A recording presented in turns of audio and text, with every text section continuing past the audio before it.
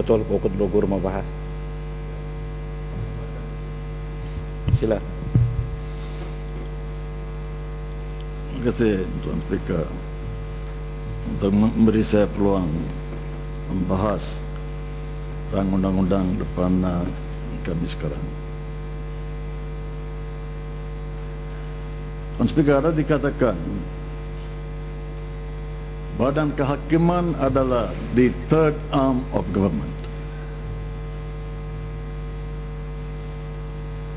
Adakah layak third arm of government ini untuk diberi status yang istimewa? Apa yang ada dalam rang undang-undang ini, Tuan Speaker? Saya tidak ada apa-apa untuk gaduh dengan ini. Tapi apa yang penting adalah, Tuan Speaker, dalam hal kehakiman, apabila ada salah guna proses kehakiman itulah bagi public interest, bagi kepentingan orang ramai, national interest, untuk menentukan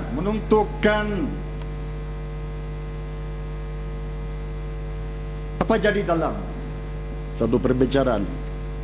Ada teratur,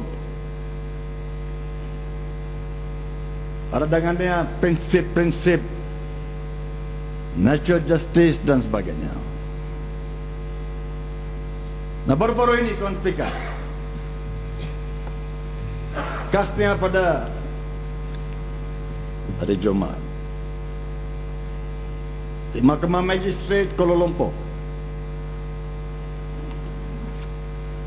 Apa yang jadi, Tuan Speaker, adalah unprecedented.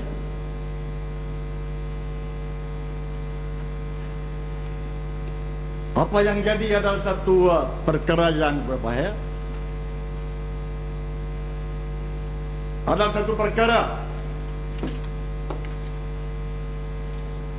yang adakah apa-apa solusi. Inilah mengenai, Tuan Speaker, kes Datuk T trio ini.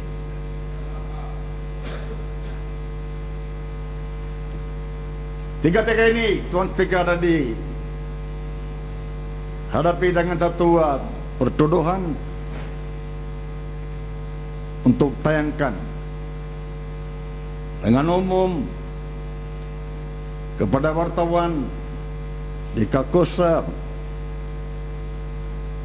satu video lucu.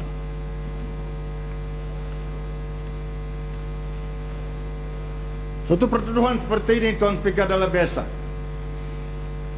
harian, it happens all the time. Memiliki satu video lucu, tayangkan, pengedran dan sebagainya, adalah dalam zaman sekarang, Tuan Speaker, satu perkara yang biasa. Tetapi dalam kes ini, kenapa? Apa yang harus mengikuti dan apa yang ada mengikuti dalam prosedur? Kenapa ada saluran yang lain digunakan? Dan itu digunakan, Tuan Speaker, kalau dengan bona fide. Adakah itu dengan bona fide?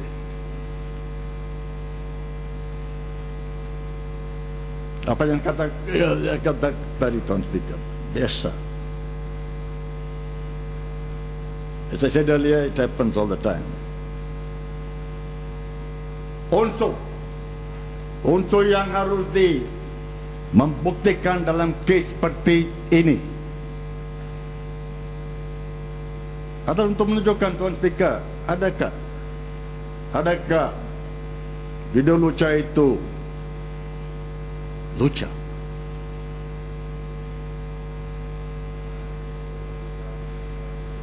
Adakah keperluan Tuan Speaker dalam kes biasa seperti ini untuk menentukan aktor, pelakon dalam video lucu itu? Langsung Tuan Speaker tidak ada. Mengenai identiti itu bukan satu unsur. Tetapi dalam kes ini, kenapa Tuan Speaker? Kenapa ada satu keperluan untuk membuktikan identiti pelakon dalam video lucu ini? Dalam surat khabar Tuan Speaker, ekoran daripada apa yang jadi dalam mahkamah pada hari Sabtu, dalam start, the first page, Edi Anwar,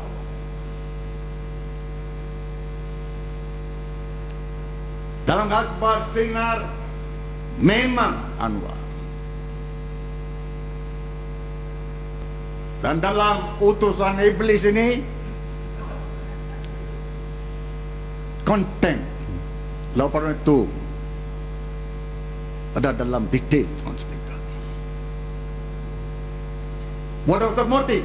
Apa motif Tuan Speaker untuk mengadakan keadaan seperti itu dalam mahkamah magistrate di Kuala Lumpur pada hari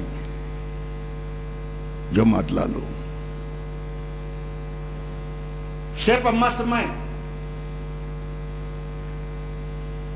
Siapa yang adalah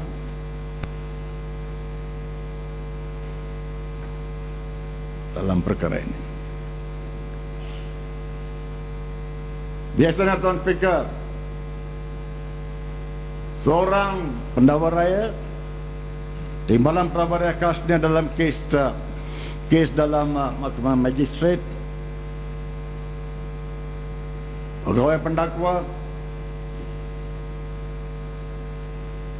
mengendalikan kes seperti ini. Ini biasa, nothing extraordinary. Tetapi dalam kes ini Tuan Speaker, dua timbalan pendakwa raya kanan, Dato' Kamaluddin dan Dato' lagi, Encik Hanafiah, mengendalikan kes ini. Bukit Logor, I'm sorry to stop you there. Enlighten me the relevancy of what you are saying now to the akta yang sedang kita pindah sekarang ini. I have given you latitude to say what you are saying. Ya, Karena biasanya kalau dalam perbahasan pindahan huja itu mesti ditumpukan kepada itu betul. apa yang sedang dipindah. Ya, ada. Okay, Ada what is kaitan. the relevancy? Because I've been listening. Ada relevansi. Ya, Sila. ada relevansi. Relevansi adalah ini Tuan Speaker. I may as well go to the point. Ya, perilaku hakim ya, saya bantu dia. Ya. Relevansi.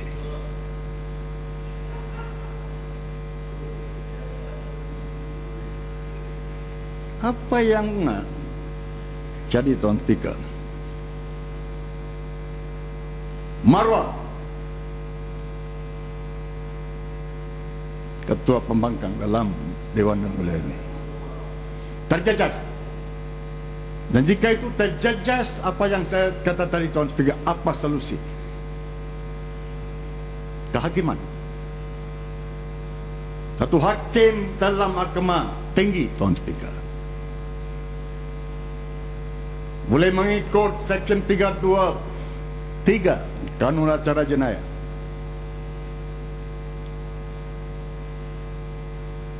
memanggil rekod apa yang terjadi dalam mahkamah magistrate ini untuk menentukan apa yang terjadi adalah teratur dan in accordance with law.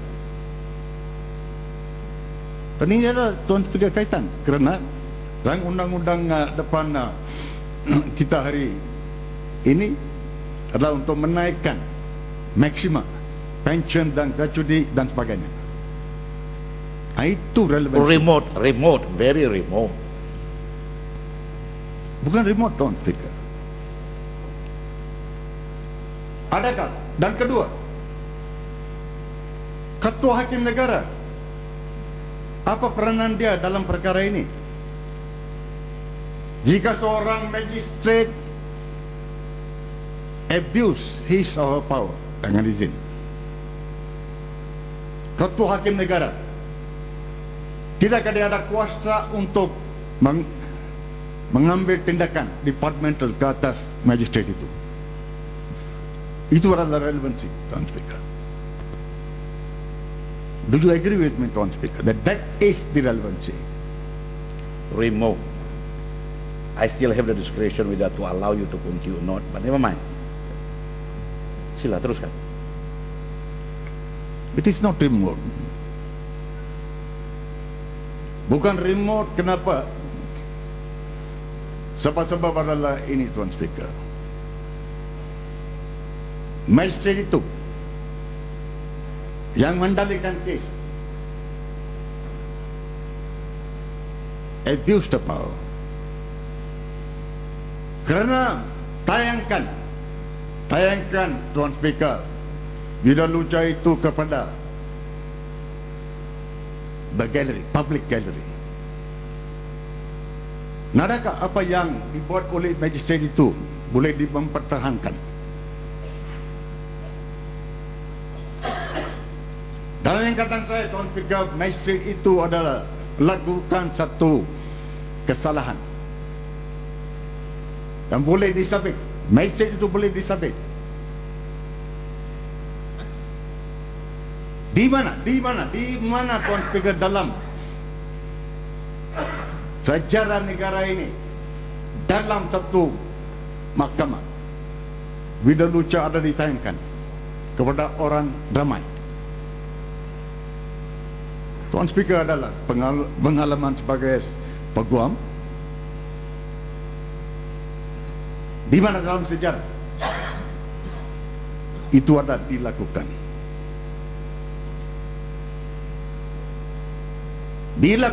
Dan apa yang terjejas image seorang yang tidak ada di sana. Tapi kalau Bukit Gelugur, ingatkan saya, mungkin saya lupa, beberapa ketika yang lalu Bukit Gelugur mencadangkan supaya video Lucha tersebut ditayangkan dalam parlemen. Apa beza ditayangkan di parlemen dan ditayangkan di mahkamah? Mahkamah lain, Tuan Speaker, kepada orang ramai. Dalam dewan ini bukan kepada orang ramai, kepada ahli di Dewan Rakyat. Sila teruskan. Dalam mahkamah magistrate itu boleh ditayangkan, tetapi dalam kamera, seperti mana saya cadangkan. Ya, tetapi masih lagi saya berpendirian bahwa dia ada kaitan dengan akta ini, tetapi itu remote. So move on to different section of pindaan yang kita buat, because you still have not told me what you have said thus far to the relevancy of section pindaan tadi yang disebut oleh Menteri. Yep, the harm done to the reputation of the leader of the opposition. How to sit back and say it is too remote, nothing can be done about it?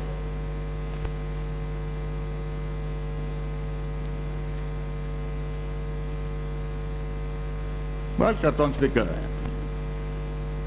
kewajiban saya adalah untuk berbangkit apa yang tertentu, apa yang harus dibangkitkan, dan saya dibangkitkan perkara itu untuk rekod. Nah, balik kepada tajuk, Tuan Speaker. Sure. Ya. Ketua Hakim Negara. Kasnya, adakah Ketua Hakim Negara kini layak untuk dapat maksima, pension maksima dan gratuity dan sebagainya, apa yang diperuntukkan dalam undang-undang ini. Tujuan undang-undang ini adalah, Tuan Speaker, for the benefit of Tun Zaki, Tun Azmi.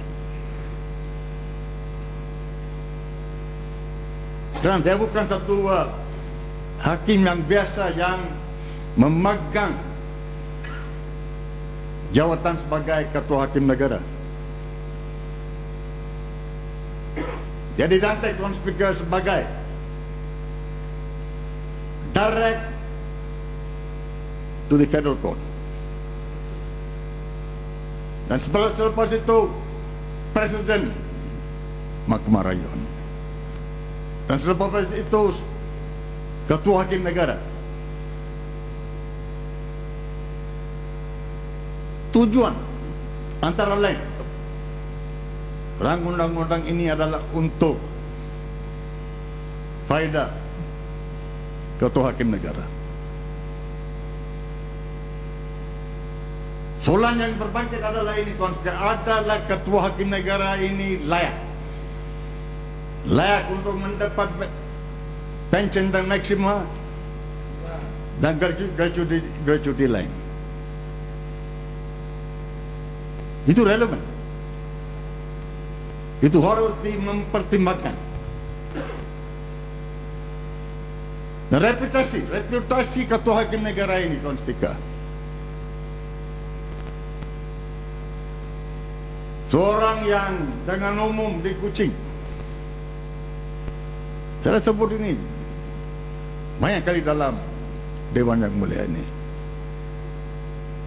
terus terang di Kuching dia ada menyatakan dengan umum bahawa dia ada melakukan rasuah apabila dia peguam dalam tahun 1988 jika saya tidak silap. Saya membuat satu laporan polis ekoran daripada apa yang dikatakan oleh Ketua Hakim Negara itu di Kuching. Dalam bulan November, 2-3 hari selepas dia menyuarakan apa yang saya sebut tadi, Tuan Speaker, saya membuat satu laporan polis. Polis tidak sampai sekarang mengambil satu statement bahawa Section 112 Kanun Acara Jenayah daripada saya. Kenapa? Kenapa perlindungan diberi kepada Ketua Hakim Negara ini?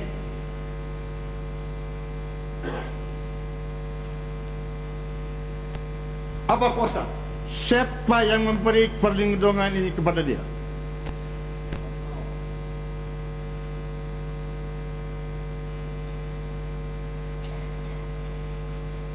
Seperti mana Tuan Speaker itu tadi,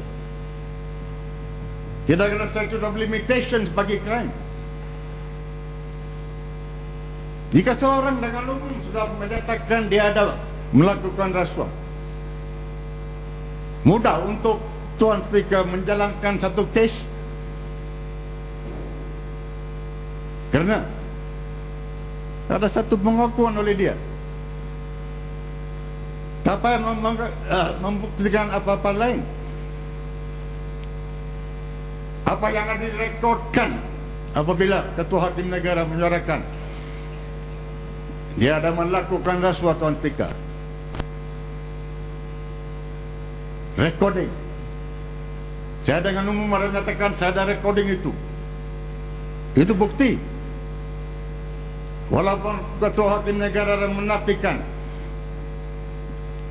dia ada bercakap seperti mana dilaporkan dalam New Straits Times. Mudah untuk Tuan Speaker mengambil satu statement daripada saya sebagai pengadu. Bukti, Tuan Speaker, adalah recording yang ada dalam memiliki saya. Kenapa polis tidak mau mengambil apa-apa tindakan? Ada dikatakan semua orang dalam negara ini sama rata. Kenapa perlindungan diberi kepada ketua hakim negara?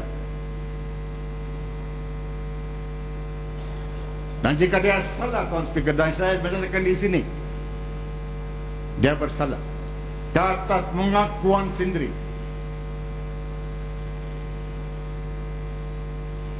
Adakah dia layak untuk dapat, Tuan Speaker, pension dan maksima? Kenapa memberi kepada dia semua ini jika dia tidak layak? Apa yang penting, Tuan Speaker, adalah untuk mengadakan satu first world judiciary.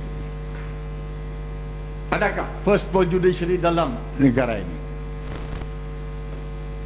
Jika ketua hakim negara corrupt, dia mengaku sendiri dia corrupt,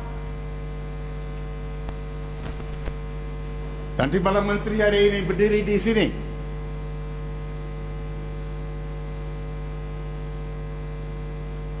untuk menentukan dia dapat keistimewaan ini.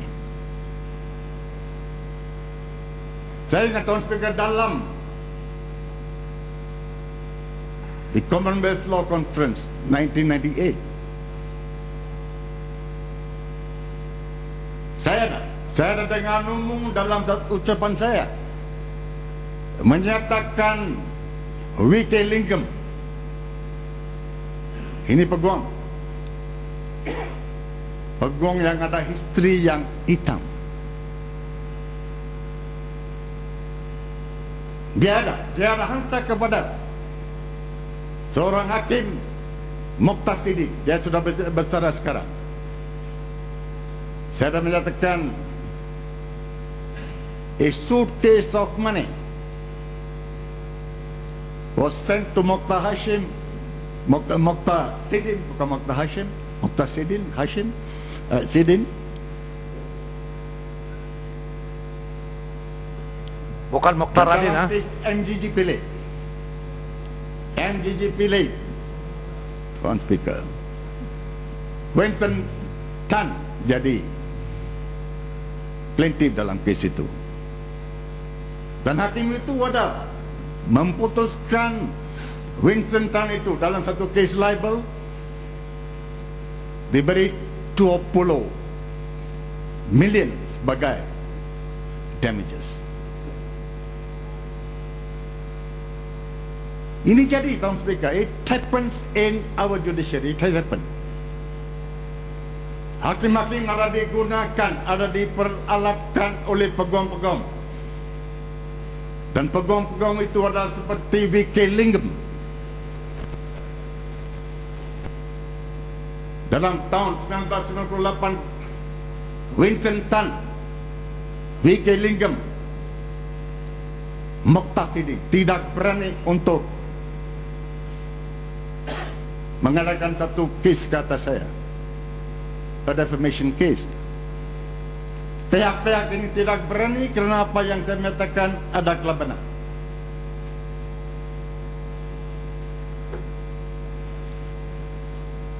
Dalam negara ini, Tuan Speaker, dua hakim, ketua hakim negara, Tun Fairuz, Tun Yusof Chin, dua-dua ini, Tuan Speaker, bukan memegang satu jabatan yang rendah. Ketua hakim negara diperalatkan oleh W.K. Lingam. Itu adalah state of the judiciary in this country. Apa tindakan diambil ke atas W.K. Lingam?